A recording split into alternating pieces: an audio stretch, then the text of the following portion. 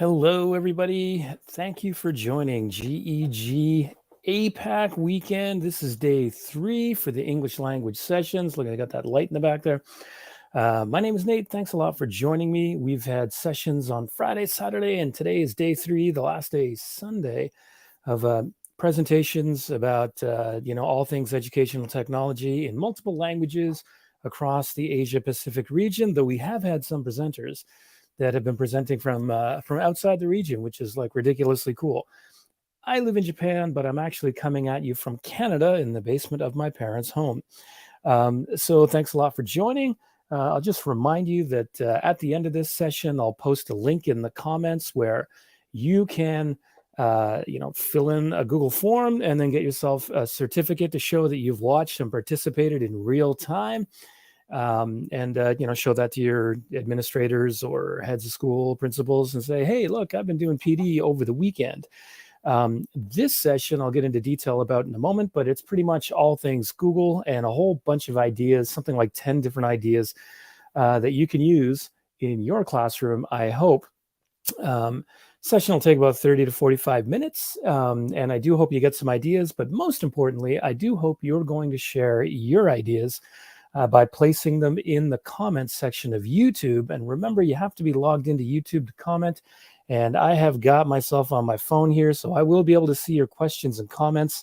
A lot of the ideas here that I will show, I've got videos teaching you how to make these things where appropriate. A couple of them I don't, sorry, maybe in the future, but anything you see here, you can definitely learn to use on your own. And I've just put in the banner at the bottom the GEG APAC website. Please have a look, because there might be a GEG in your area from between Japan all the way to India. And you can find out what we do with our monthly sessions, as well as anything that might be coming up in individual Google Educator groups around the Asia Pacific region. And you can find the GEG program on Twitter using the hashtag @GEG program.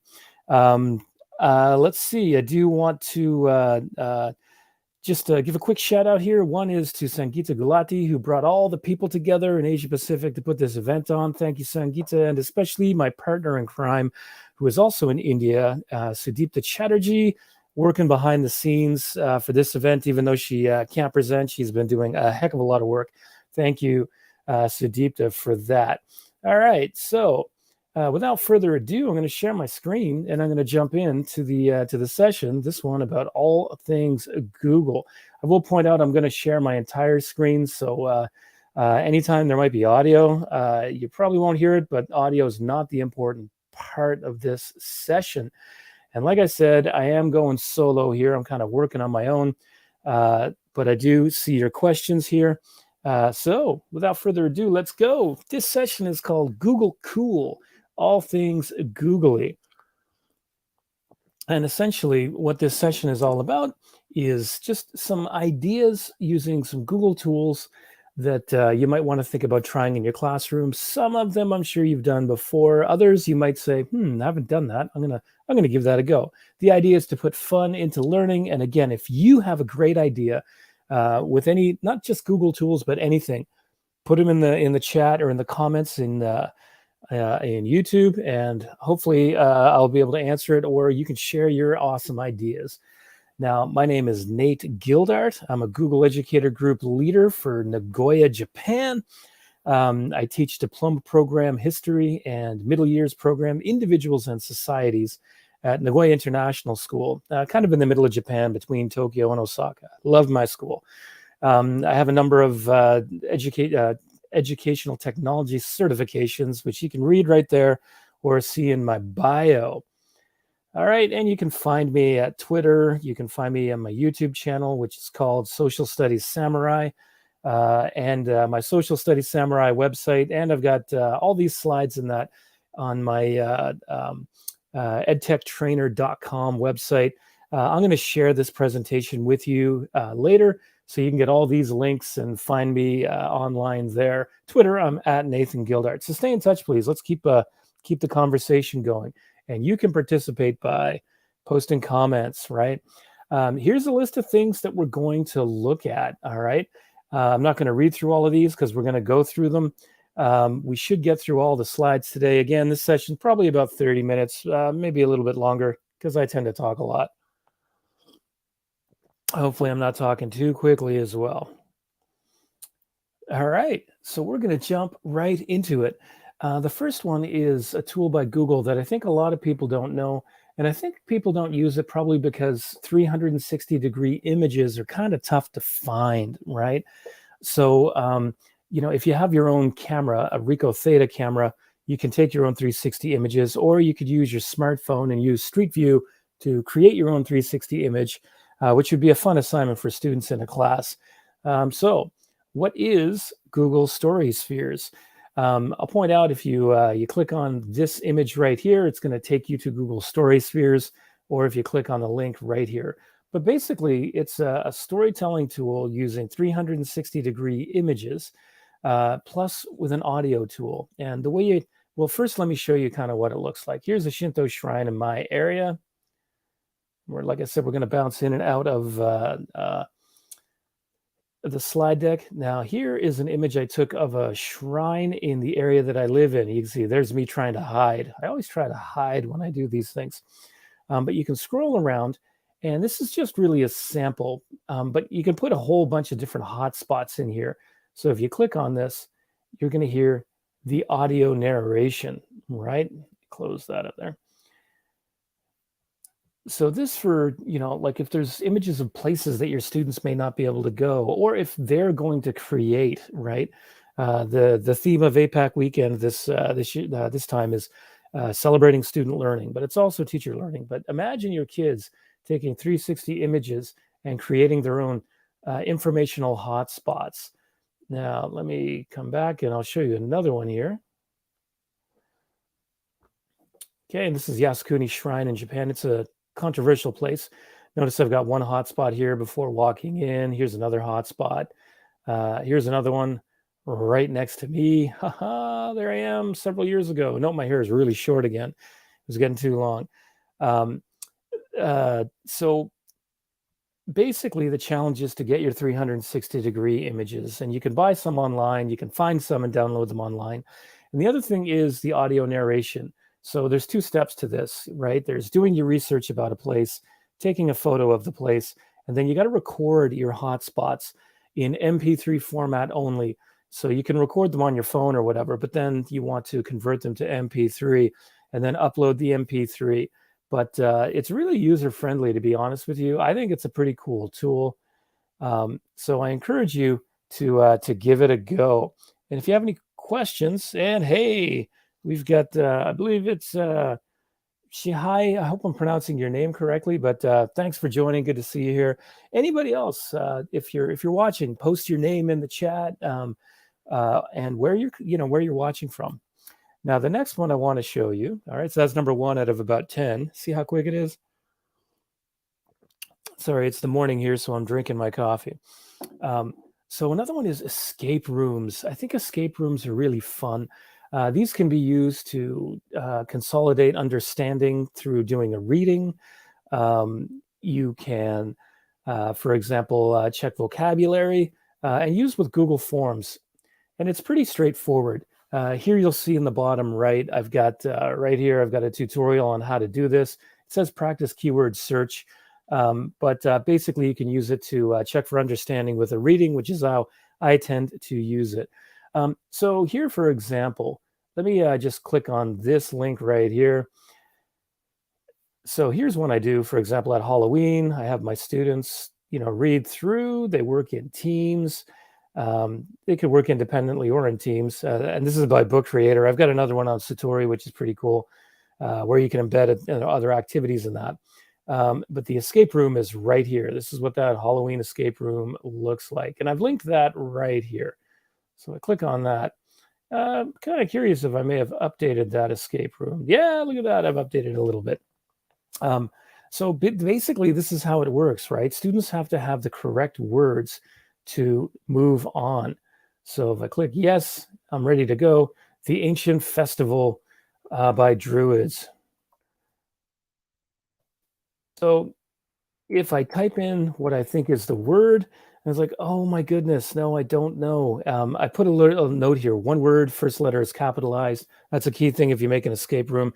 You have to have the words correctly written. So it says, I've typed this in. I made this not quite. Check your spelling and capitalization. But Ancient Druid Festival. Now the students, they could use a Google search, or they could go back into the book that I give them, the reading, and they go, oh, I think that was near the beginning. And oh, I think that's the word right there. So I'm going to type that in. Yeah. And let me click next. Oh, it works. Look at that. And here is the next thing that they get. They see a description with more detail, and a reminder of what that vocabulary word means, or the concept. I like to put an image in. You could put a video in if you wanted to, just to add to the learning. And then I give them the very next question, right? So what did people fear on the night of Samhain? And of course, they do their search and that kind of thing.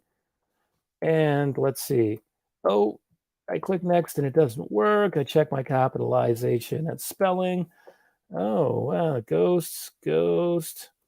And anyway, they go through it like that and keep moving on. Let me just, they were afraid of something. What were they afraid of? Oh, um, let's see. And I honestly thought that was, I thought that was the right one, but hey, that's not it. But anyway, you get the idea. Um, that is referred to as an escape room, and it's created with Google Forms, which is pretty cool. And again, students work. I mean, I think get students to create one, right? Anyway, these two escape rooms, you can check them out on your own. See if if you can break out. If you can breakout room is another room for this. Another word you might hear as well. Give it a go. It's kind of fun. It takes a little bit of time to make. If you have a quick escape room, 5 words, it won't take you that much time. And there's a tutorial there for you to learn how to do it yourself. Whoops. All right. And let me just jump out of there because I think I created it. Oh, no, it's all good to go. And again, put your questions and comments in the chat. All right, so next is Flippity. Flippity.net, flippity.net uses Google Sheets to create what I think are really fun learning activities. And oh my goodness, I didn't link it here, but I will link it for you. And there's a tutorial on how to make these. So let me give you an example of some of the activities. Here's one I use with Model United Nations students. You don't have to do it just in the class. And again, students creating this would be even better. But students work in teams, just like a quiz show, like the game Jeopardy. Team 1 might say the UN in general for 100. Start safe. In what city is the United Nations headquarters located? And the answer to that is New York. So if the team or somebody in the team says New York, then I'll say, let's check. Tap it. New York, USA. And I say, yes, you got that correct. So I give 1 point. You get a little ding ding and it rings. Here, let me close that up. We don't need that. Tap here and notice now it's pinked out and it's already been done. Of course, I can go back and check if I want, and it doesn't change the points. And then I move to the next team. If you want, you could use students can use on their phone an app called Buzz In. It's actually not an app. It's an online thing in your browser where they could race to be the first team to answer. But that's your call. Okay, here's another one. Here's a timeline that you can make with Flippity. And so you notice I've got all my things here, but these are all completely made with Google Sheets. I'll show you what that looks like in just a moment. Let's go. You click on here. Look, I've got an image of the Palace of Versailles when the meeting at the Treaty of Versailles was being negotiated in 1919. I've got some text here to go with the image. I can close that up. Good for a little bit of review, that kind of thing. You can put videos in here. It doesn't really matter what, there's different media that you can kind of put in. So I'm a history teacher. This is a little review timeline kind of thing that I think is kind of neat. Here's another one, vocabulary breakout room. Let's hope I can remember one of the words. So basically you click on a lock to get started. The ability to get people to behave in a certain way or in certain ways, even when they don't want to behave in those ways. The ability to rule. And I think authority is the word here. And click on that, and it didn't work. Persuasion. Let's see if that works. People behave in a certain way. Don't have the ability to rule.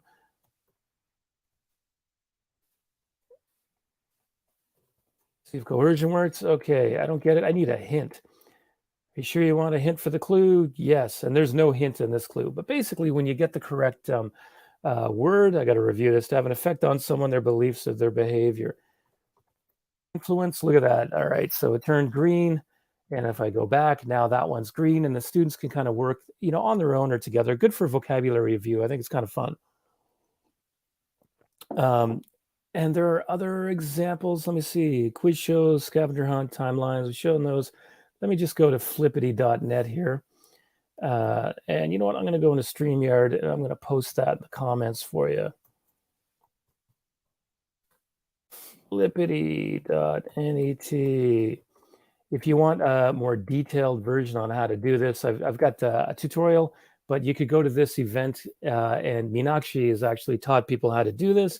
So you could learn how to do it by watching her session from yesterday. Just go to the schedule.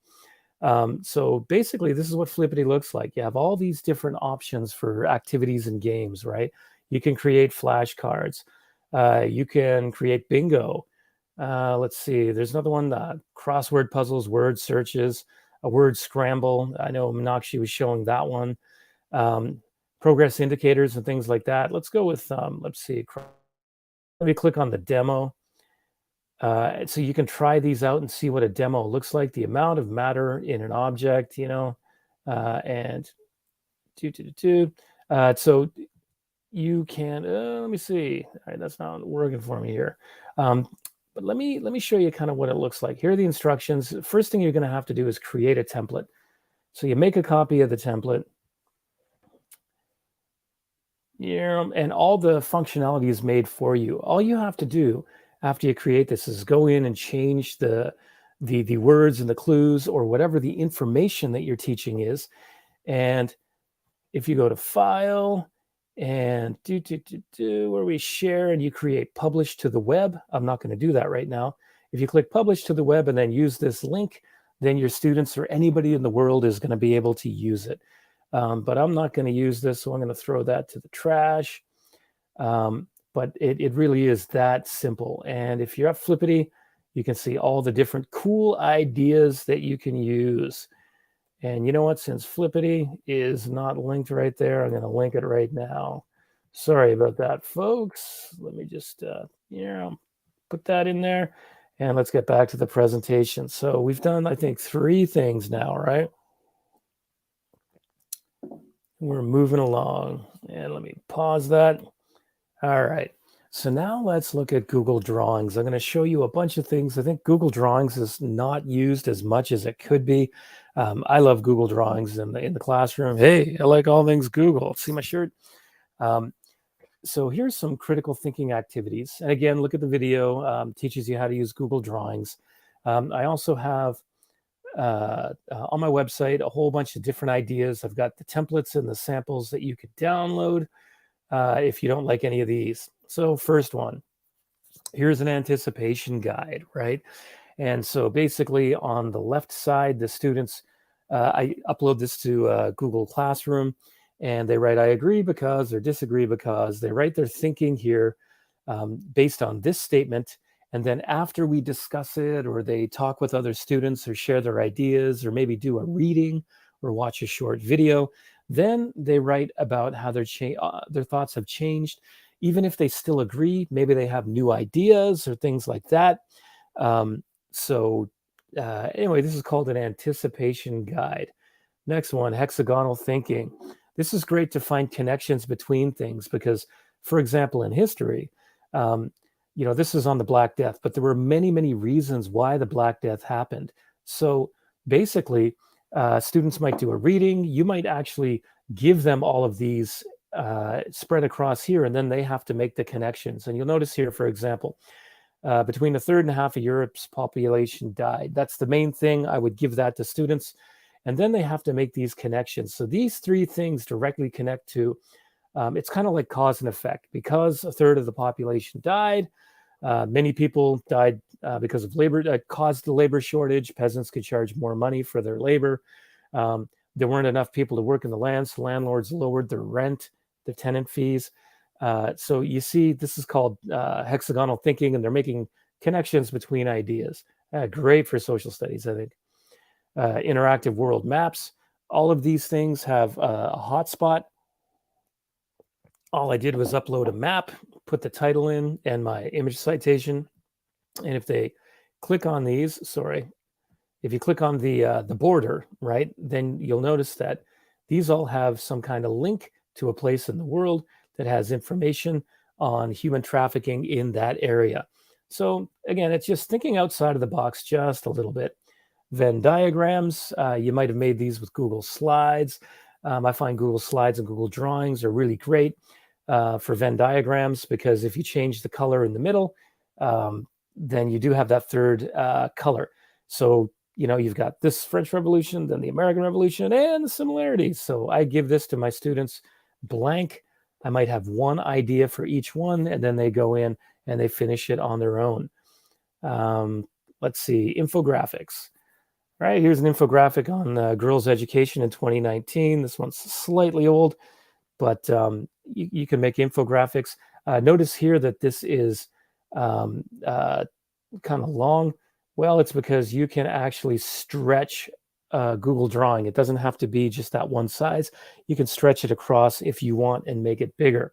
And of course, if you're making an infographic, why not download it and then print it off and do an awareness campaign at your school, right? Or you could digitally put it on your website or something like that. And again, research is a skill that the students need to develop. So here you've got, this kinds of plate boundaries, for example. So you give them the document on drawings, and then they do their research and demonstrate their learning. Choice boards. Hey, here's a good one. African neighbors, African American communities destroyed by white neighbors. This is where I say to students for an extension activity, maybe, or perhaps for a class activity, work in a group of 8. You're going to choose one, and then you're going to teach the other class, or maybe they're going to work through these through a unit.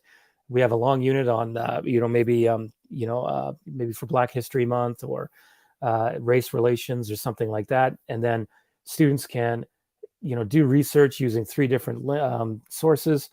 Again, it's a choice board. You've seen it before, and that was made with Google Drawings. This one I kind of like in a history class. Here's a political cartoon analysis. Basically, what I would get students to do, or what I get students to do, is number 1, they think about why that's important. Number 2, number 3, 4, and 5. And so they can either write down in another document, or they can verbalize what they think these all mean.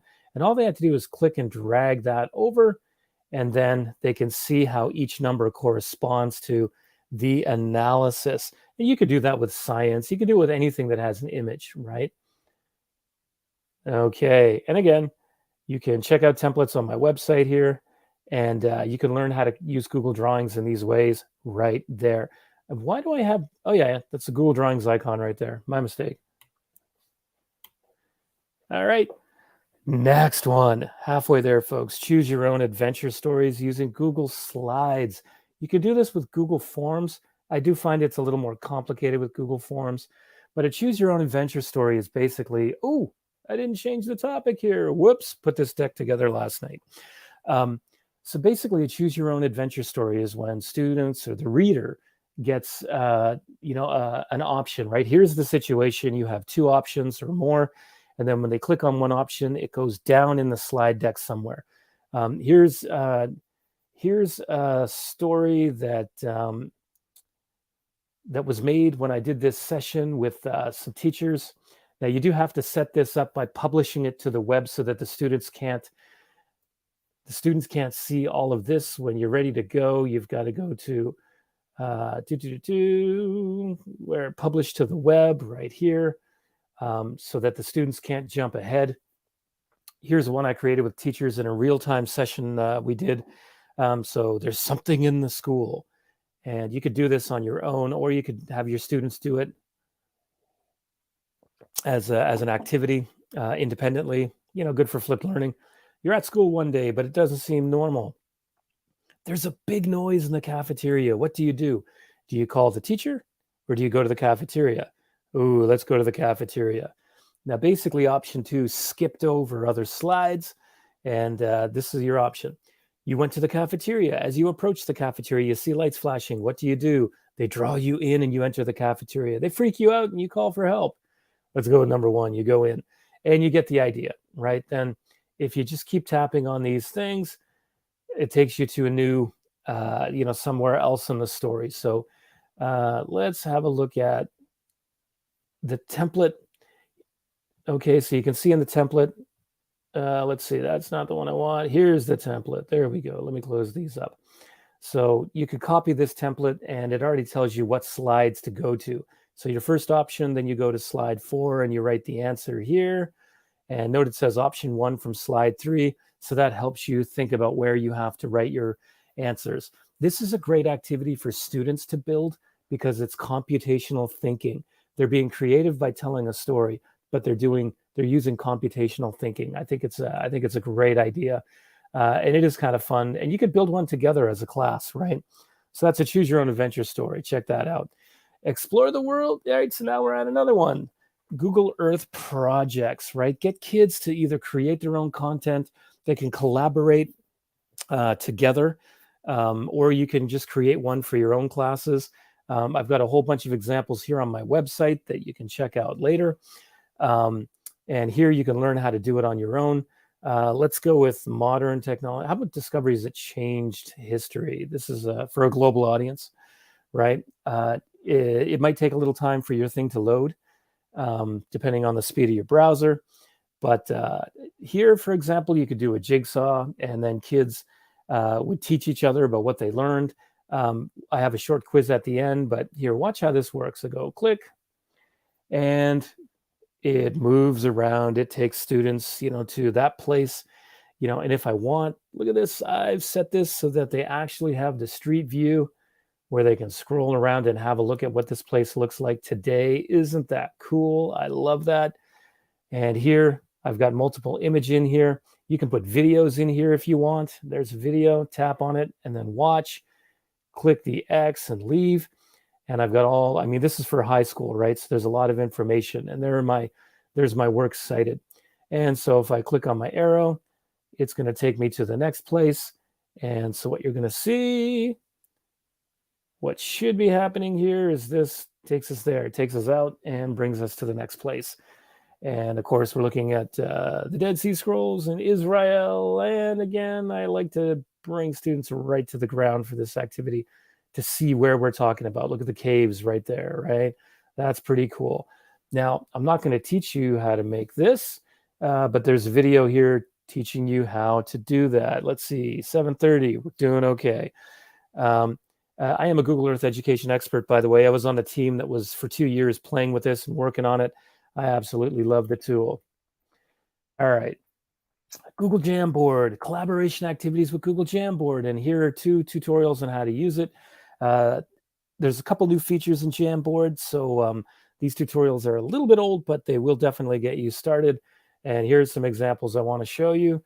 And I will point out before I get into this, you can go to my website, Social Studies Samurai, and you can get some examples, and then you can copy these. If you click copy, it's going to force you to create a copy, right? So you can do that. So here, for example, is I assign a number to each student, and it's what is one way to improve social behavior? And what students would do, let's say I assign a student number 14. They tap on that, they write their idea, right? All they had to do is delete that and then type in their thoughts. And then I can use these with the present feature. All right, okay, so I could share this with students or that kind of thing. Sorry, I'm not logged into this, so I can't show you, but then we could use these as a topic to think about, right? Hey, what do we learn from this? Observation and analysis. So the problems with maps. So what I would do is have students go into this. They could add their own sticky note and write their ideas about what is the problem, or they could just look at this with a partner and then discuss what are the problems with these maps. And no, there are no perfect maps in the world. These are the different kinds of projections. Good critical thinking activity. Sketch noting. If students have a tablet, then they can sketch note and they can write their ideas using different colors, right? So there's a blank one. Sorry.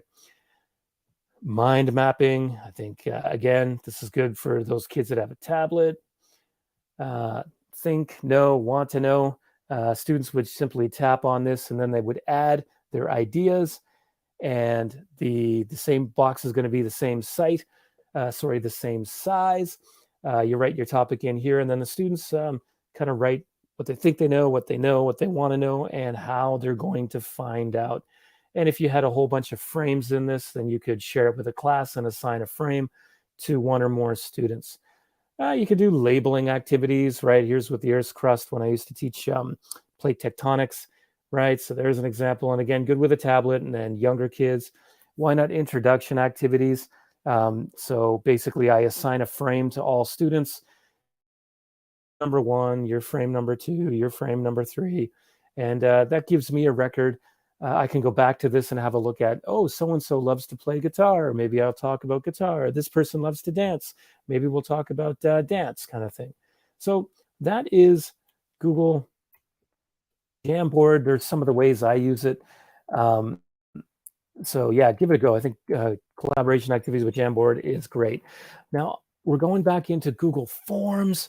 Let's see here. I've got, yeah, that's the Google My Maps icon. So we're looking at Google Forms to create a Google map. And I have 4 different tutorials, one here on how to make a My Map. And here's how to make a quick map by having students import their data with a Google form. Basically, students do their research, then they do a Google form. And in one of those videos, I teach you how to take that spreadsheet with the results and upload that to to Google My Maps, and then you create a map. This map took me literally 30 seconds to create because the students filled out the form. They've got their information. They've got images here. You know, they click on the image and then you can see an example. If I wanted to, I could get them to work and then put the images up here. But for this, I just wanted to make the point that conflicts happen everywhere in the world, right? You know, it's a human thing. But this map was created along with this map right here. We're looking at protest movements after the murder of George Floyd. And so students were looking at different kinds of conflicts around the world, and they were showing their research from what they found in the news. Pretty interesting stuff, and it took all of 30 seconds to create. Let me just, there we go. So we're getting close to the end here, folks. You're doing very, very well. This is Google Arts and Culture, right? I'm just going to kind of quickly jump in and show you some resources that you can use with Google Arts and Culture, places, museums, artwork, games. I highly encourage you to explore this. If you choose Explore, for example, or actually if you choose Nearby, you can find museums in your local area. Let's let that load for a moment. Here, for example, Fultz House Museum.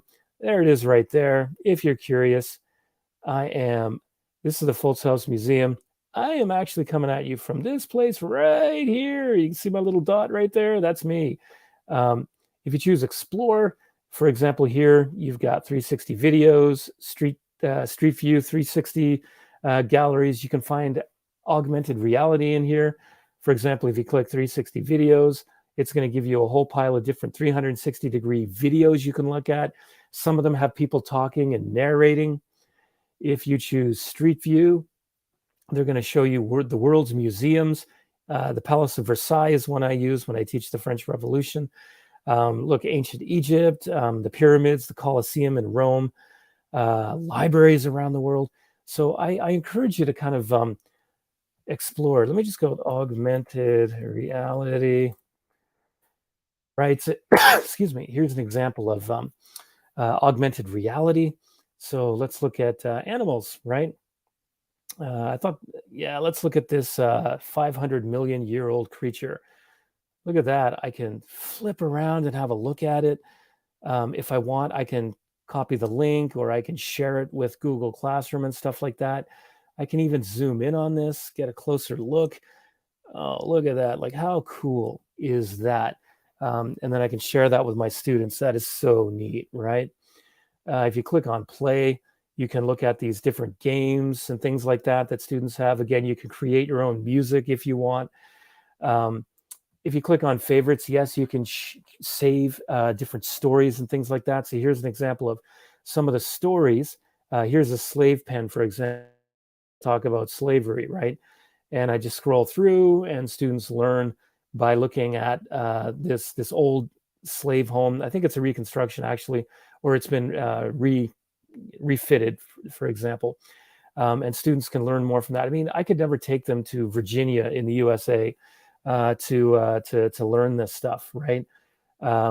So, there is something that I've saved, kind of like my own little gallery. Here, I have my own galleries too, though. Again, these are all different things that I've saved that I use in my classes, and I can share them with links. Here's one, Renaissance art, for example. I click on this, and these are all Renaissance art images that I've chosen that I want students to look at. And again, I copy the link and share it, or share on Google Classroom or publicly. So that's just a real quick look at Google Arts and Culture. I highly recommend you check it out. So the last one, you've done well. Last one here, Padlet and YouTube. Here are extension activities using Padlet, linking YouTube videos. All these images, for example, are from, all these short videos are from the TED Ed website, right? These are from the TED Ed YouTube channel, actually. So for example, if students have extra time in the class, or I want them to do a little bit of reading or viewing at home, this takes like 5 minutes. These are short 4 and 5 minute videos. I give them one single prompt, and then they can actually respond by adding their own comments here, right? Let me close that up. But do notice here, let me just actually show that again. I'm going to pause that. So students watch the video, and then they can add their comments here, and then I can check out the comments and reply to them and that kind of thing. This is a sample for you. But look at this. It also fosters international mindedness, right? Which is kind of cool. So, there's Padlet working with YouTube, and in particular, the TED Ed channel. And again, this could be for an extension activity for students who finish early, or perhaps for students that, or for a class activity, and maybe a jigsaw or something like that. So that's all things cool with Google. I remind you, keep in touch. You can get my YouTube channel here and learn more EdTech tools, book creator, Satori, how to make stuff. Find me on Twitter. socialstudiessamurai.com is my website. And this slide deck you can find eventually here. I'm going to share it with you now. And then you can just find me at these different places right here. So let me stop sharing my screen so I can share this slide deck with you. And sorry, my head is really, copy the link here. My head's been really big in this. Here are the slides from the session. You can check those out. And if you want to show that you have participated, there's the participant form right there. Please fill it out, and you'll get it automatically a certificate of participation mailed to you. So that's it. I've got another session coming up in 15 minutes. I'm going to go get another cup of coffee. Feel free to join me. We're going to talk about learning from the pandemic, some ideas for more dynamic teaching, a lot of stuff we've done in the past, but just some reminders of how we can learn from the pandemic. But thank you for watching. I'm going to let it go from now and end the broadcast. Hope to see you in the next session. Take care. Thanks for joining.